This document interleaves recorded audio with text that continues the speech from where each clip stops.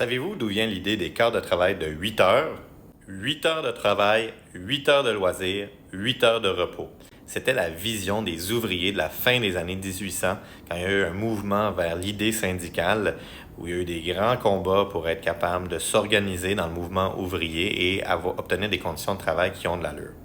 Et pourquoi je vous raconte ça aujourd'hui, c'est qu'on est le 1er mai, c'est la journée internationale des travailleurs, une journée qui est née justement à la fin des années 1800 à cause de ce mouvement ouvrier. Et ça a peut-être l'air banal aujourd'hui, mais il y a encore beaucoup de travailleurs qui travaillent pour la fonction publique. Juste au Québec, c'est à peu près 40% de la population. C'est aussi intéressant de noter qu'environ 40% des travailleurs de la fonction publique ont 55 ans et plus. La relève est fragile. Et pourtant, on traite souvent les travailleurs comme des personnes interchangeables ou des gens qu'on prend pour acquis. Mais le 1er mai, c'est aussi la journée nationale des médecins. Et il y a un lien à faire parce qu'on travaille aussi dans le système de santé publique. Donc le 1er mai, c'est pas juste un merci aux travailleurs de la fonction publique, c'est pas juste un merci aux médecins. C'est un rappel que si on veut un système public qui tient debout, il faut respecter celles et ceux qui le portent.